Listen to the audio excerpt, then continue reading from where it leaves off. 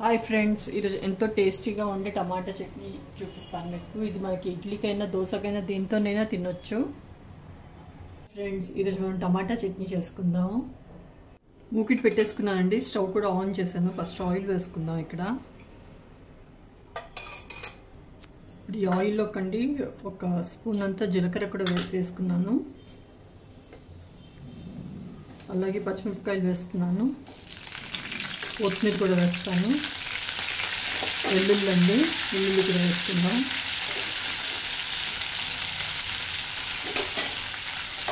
కొద్దిగా ఇది ఫ్రై అవ్వాలి. ఎండుమిర్చి కూడా తీసుకున్నాను, ఎండుమిర్చి కూడా వేసుకుందాం. ఈ చట్నీ అండి దోశకి ఇంకా ఇడ్లీకి కూడా చాలా బాగుంటుంది, రైస్తోనే కాకుండా. ఒకసారి ఇలా ట్రై చేయండి నేను చూపించేట్టు.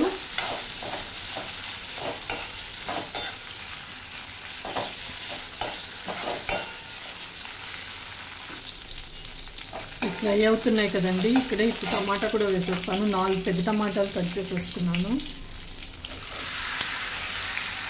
ఇప్పుడు మిక్స్ చేసుకుందాం.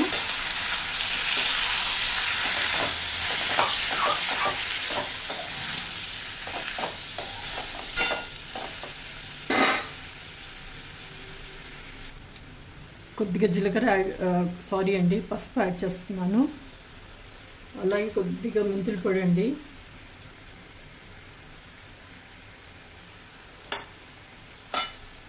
కొంచెం చింతపండు అండి వేసి ఇప్పుడు మూత పెట్టేసుకుందాం. ఒకసారి కలుపుకుందాం. ఇది కలుపుకొని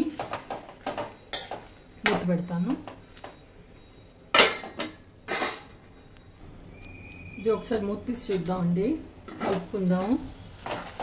దీనికి ఇక్కడ చట్నీకి సరిపడా ఉప్పు కూడా ఇప్పుడు ఇక్కడే వేసేస్తాను. మిక్స్ చేసుకుందాం, మూత పెట్టుకుందాం.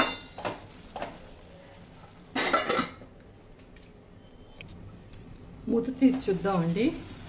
మగ్గిపోయే టమాటా. స్టవ్ ఆఫ్ చేస్తాను. చల్లారిన తర్వాత మనం గ్రైండ్ చేసుకుందాం అండి. చల్లారిందండి, గ్రైండ్ చేసుకుందాం.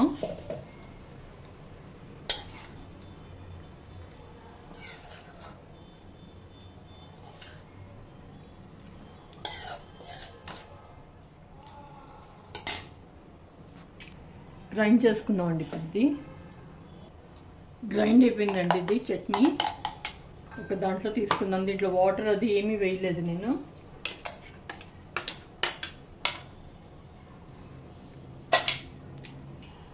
అంతే అండి, టమాటా చట్నీ రెడీ అయిపోయింది. ఇది దోశకి, ఇడ్లీకి, ఉత్తప్పంకి దేనికైనా చాలా బాగుంటుందండి. రైస్కి అయితే ఇంకా బాగుంటుంది.